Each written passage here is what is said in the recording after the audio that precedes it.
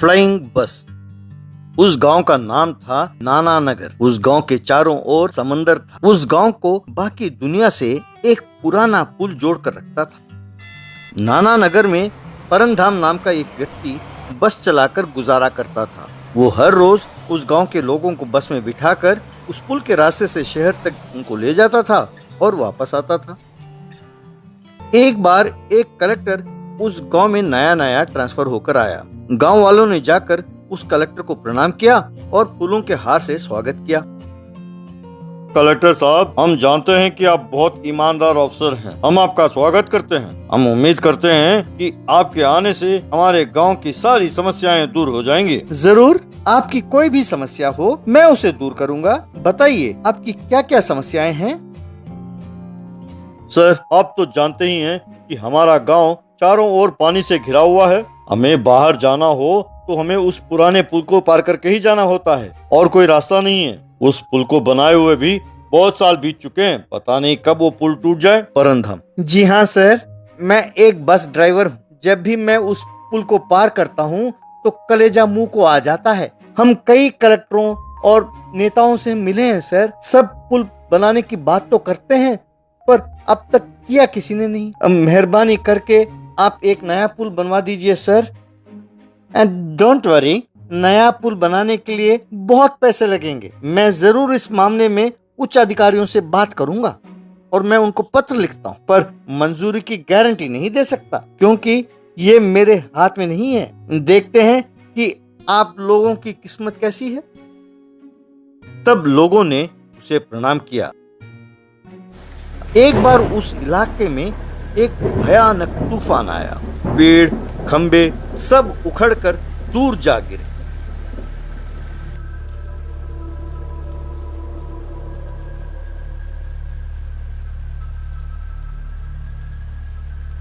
मौसम विभाग का कहना है कि ये बहुत भयानक तूफान है। उनका कहना है कि और 4 दिन तक इस तूफान की तीव्रता बनी रहने की संभावना है। सरकार ने चेतावनी दी है कि समुद्र तट पर रहने वाले चौकस रहे। बाद में तूफान की तेजी बढ़ी तो पुल टूट गया। हे भगवान, अरे पुल टूट गया, अब क्या करें समझ में नहीं आता। अरे चिंता ना करो, पुल टूट गया तो क्या हुआ। तूफान कम होने पर नाव में हम उस पार जा सकते हैं ना, हमें तो आदत है। आपका कहना ठीक है, पर ये तूफान जल्दी थमने वाला नहीं है। ऐसा ही रहा तो सारा गांव समंदर में डूब जाएगा। हाँ, यूं हुआ तो हम में से कोई नहीं जिंदा बचेगा। चिंता ना करो, हमें ही कुछ ना कुछ करके इस विपदा से बचकर बाहर निकलना होगा। आप सब मेरे साथ आइए।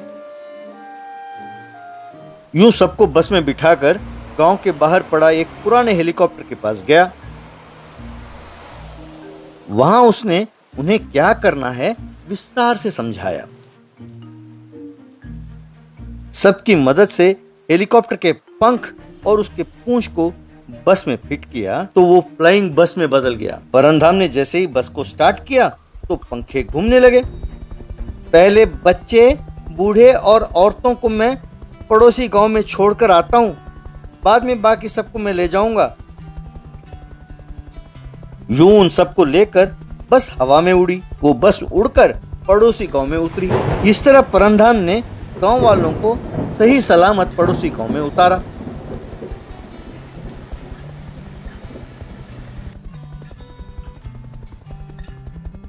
बाद में गांव वालों ने परंधाम को धन्यवाद किया।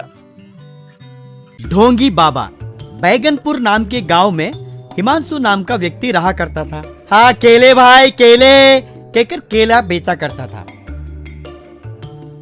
हिमांशु सुबह शाम दोनों पहर मंदिर के पास केले बेचता था। एक दिन शाम को केले पूरे बेचने के बाद हिमांशु मन ही मन कितने बार ये केले बेचूं, फिर भी कुछ फायदा नहीं है। दिन रात मेहनत करने के बावजूद बचत कुछ भी नहीं हो रही है।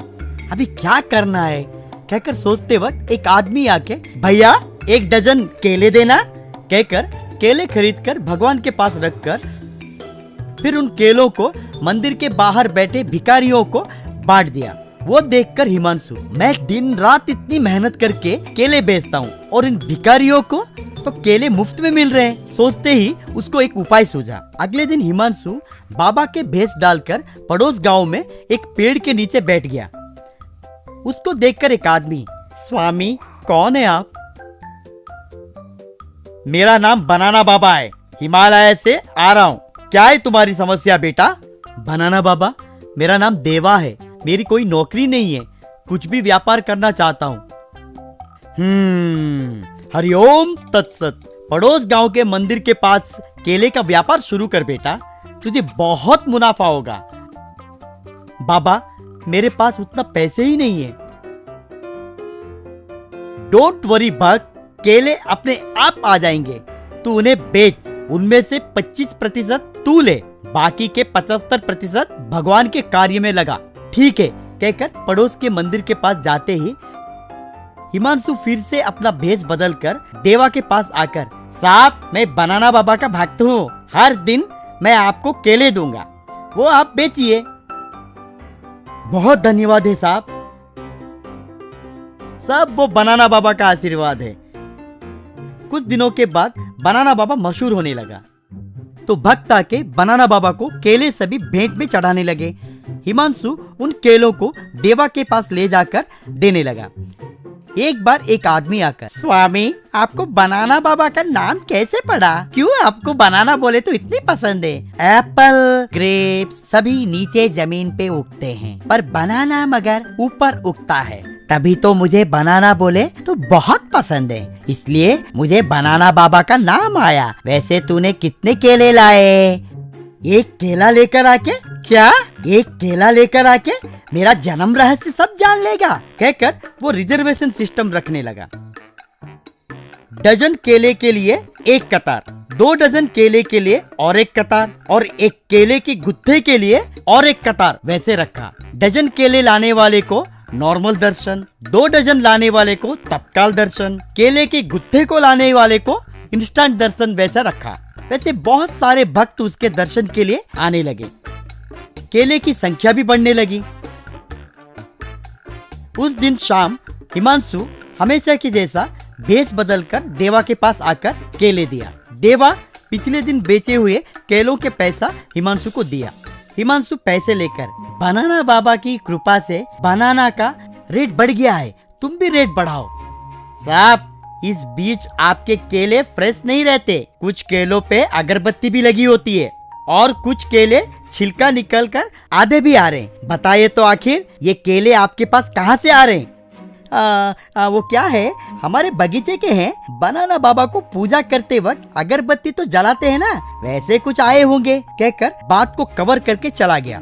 देवा को शक आकर हिमांशु का पीछा करने लगा। हिमांशु ही बनाना बाबा जानकर हैरान हुआ। देवा हिमांशु को कैसे भी सबक सिखाने के लिए ठान लिया। अगले दिन हिमांशु आते ही, साहब मैं मेरे गांव जा रहा हूँ, 1 हफ्ते तक नहीं आ सकता हूँ, इस दुकान को क्या आप 1 हफ्ते के लिए देखभाल करेंगे? ठीक है बोला। अगले दिन देवा बनाना बाबा के आश्रम में भेष बदल कर गया और वहाँ के भक्तों से, साहब हम खाए हर एक दाने पे हमारा ही नाम लिखा होता है, ऐसे बुजुर्ग कहते हैं, इसलिए हमारे दिए हर केले पे हमारा नाम रहना जरूरी है ना, कहकर एक पेन निकालकर केले पे अपना नाम लिखा। वहाँ पे आए सभी भक्तों को भी उसकी बात सही लगने के बाद उनके केलों पे भी वो अपना नाम लिख के बनाना बाबा को समर्पित किए। उस दिन शाम को हिमांशु हमेशा के जैसा मंदिर के पास केले बेचते वक्त एक आदमी आके, अरे ये केला तो मैंने बनाना बाबा को भेंट चढ़ाई थी। और कुछ लोग आके, हाँ ये हमने बनाना बाबा को भेंट चढ़ाए, ये कोई ढोंगी लग रहा है, कहकर सब उसे खूब मारे। जनरेटर, उसका नाम रघुनाथ, उसके पास एक ट्रैक्टर जनरेटर हुआ करता था। उस गांव में किसी का भी शादी हो, रघुनाथ के ट्रैक्टर को इस्तेमाल करते थे। एक बार एक शादी में वो लाइटिंग कनेक्शन सभी ठीक है ना, कहकर दूर खड़ा एक इलेक्ट्रिशियन से बात कर रहा था। हाँ भैया सब ठीक है, बस आप कनेक्शन दे दीजिए। तो रघुनाथ उन वायर्स को जनरेटर में अटैच करके जनरेटर को ऑन किया तो पूरा मंडप लाइट्स के साथ जगमगाने लगा। सबको रघुनाथ एक अच्छा आदमी लग रहा था, पर वो एक बहुत बड़ा चोर था। एक बार रघुनाथ शादी के मंडप में लाइट्स फिट करते वक्त दुल्हन का कमरा ढूंढना है, सोना पूरा उसी कमरे में तो छुपाए होंगे सोचकर कमरा ढूंढने लगा। दुल्हन का कमरा दिखते ही खिड़की के पास लाइटिंग करते हुए सोना कहाँ पे छुपाए गौर करने लगा। छुपाया हुआ जगह पता लगाने के बाद वो दुल्हन के पिता के पास जाकर साहब मंडप का पूरा लाइटिंग सेट कर दिया। शादी के दिन मंडप की लाइटिंग लाजवाब लगेगी, मेरे जनरेटर को यहीं पे छोड़ के जा रहा हूँ कहकर ट्रैक्टर से जनरेटर का लिंक को निकालकर ट्रैक्टर के ऊपर चला गया। उस रात सब लोग सोते समय रघुनाथ चुपचाप दुल्हन के कमरे में आकर वहाँ के सारे जेवरात को एक बैग में डाला और उस बैग को जनरेटर में छुपा दिया। अगले दिन रघुनाथ जब मंडप के पास आया तो वहां पे सभी उदास होते दिखे। तो रघुनाथ, क्या हुआ क्यों सब लोग ऐसे हो? खत्म हो गया, सब कुछ खत्म हो गया है। कोई आके मेरी बेटी की और उसकी सहेली के सारे जेवरात चोरी कर लिए कह के उदास हो रहा था। क्या है साहब, इतना शांत बैठे हैं, पुलिस कंप्लेंट क्यों नहीं दिए? नहीं, ये विषय चारों ओर फैलेगा तो लोग तरह तरह की बातें करेंगे, मेरे परिवार की इज्जत जाएगी। आप दिल छोटा मत कीजिए, सबके लिए वो ऊपर वाला है। मैं जनरेटर को डीजल मार के आता हूँ कहकर ट्रैक्टर को जनरेटर से लिंक किया और वो चला गया। वैसे रघुनाथ शादी ब्याह में जनरेटर सप्लाई करने के नाम पे चोरियां करता था। अगले दिन रघुनाथ के घर पे पुलिस एसआई आया। रघुनाथ बोले, तो तू ही है ना? तो रघुनाथ मन में, बाप रे, मैंने चोरी किया है कह के इंक्वायरी के लिए यहाँ तो नहीं आया है। सोच के, हाँ सर, मैं ही रघुनाथ हूँ। घबराते हुए कहा, तुम्हारे पास थोड़ा काम है, चलो पुलिस स्टेशन। वैसे एसआई रघुनाथ को पुलिस स्टेशन लेके आया। वहाँ पे कमिश्नर, क्यों भाई, तेरे बारे में सर्वे मैंने ठीक से किया है, इस पूरे गांव में तू ही एक जनरेटर सप्लाई करता है ना? हाँ क्या, इसलिए मुझे बुलाया? हाँ सर, हमारे गांव में मैं ही नंबर 1 हूँ। अचानक कमिश्नर के पास एक कुत्ता पाउ, पाउ कहते हुए आया। टाइगर, काम डाउन कहकर टाइगर के ऊपर चिल्लाने लगा। कुत्ता रघुनाथ के चारों ओर फेरे लगा के कमिश्नर के पास आकर बैठ गया। ये मेरा पालतू कुत्ता है। हाँ, ये सब ठीक है, कल मेरे बेटे का बर्थडे फंक्शन है, लाइटिंग कनेक्शन सही है, जनरेटर भी चाहिए, बड़े बड़े नेता, बड़े बड़े उद्योगपति सभी आ रहे, ठीक से कर सकते हो ना? करूंगा साहब, इतने बड़े बड़े लोग आ रहे, मतलब मुझे भी तो अच्छा लगेगा ना साहब कहकर चला गया। अगले दिन बर्थडे फंक्शन में रघुनाथ लाइटिंग कर रहा था। वो जाके जब खिड़की झांक कर देखा तो एक सेठ एक उद्योगपति से, अरे सेठ जी, इसमें 25 लाख रुपए हैं, ले लो। ये बात रघुनाथ सर से मत कहना, वैसे वो तो बहुत स्ट्रिक्ट ऑफिसर हैं कहकर एक सूटकेस दिया। ये लो, तुम्हारे रकम के मुताबिक ये हीरे कहकर सेठ को सूटकेस दिया। वैसे वो दोनों सूटकेस की अदला बदली की। रघुनाथ वो सब देखकर, अरे वाह, एक तीर में 2 निशान कहकर हमेशा की तरह रघुनाथ उस रात वहाँ पे आके वो 2 सूटकेस चुरा के अपने जनरेटर में छुपा दिया। अगले दिन रघुनाथ वहाँ पे आते ही, कम ऑन सर, किसी को छोड़ो मत, वो चोर मुझे मिलेगा, मेरे हाथ से ही मरेगा कहकर जोर जोर से चिल्लाने लगा। वहाँ पे रहे एसआई कांस्टेबल सभी हस्त व्यस्त होके ढूंढने लगे। कमिश्नर का कुत्ता पाउ पाउ कहकर जनरेटर के पास आकर भौंकने लगा। वो कुत्ता वैसे भौंकते हुए देखकर कमिश्नर, एसआई साहब, सर्च इन द जनरेटर कहकर ऑर्डर दिया। रघुनाथ वहाँ पे आकर, सर वो मेरा जनरेटर है सर, यही मेरा जीवन आधार है, उसके साथ क्यों छेड़खानी कर रहे हैं साहब, मत कीजिए ना कहकर कमिश्नर के हाथ पैर जोड़ने लगा। अरे रुकना रे भाई, मैं तेरे जनरेटर को कुछ नहीं करूंगा, सिर्फ सर्चिंग कर रहा हूँ कहकर, एसआई साहब अंदर पूरा सर्च कीजिए। तो एसआई वैसे जनरेटर के अंदर सर्च करते समय उसमें सोना, जेवरात, हीरे, पैसे सब मिले। तब कमिश्नर को सारी बात मालूम पड़ी। अरेस्ट हिम कहकर रघुनाथ को जेल में डाले।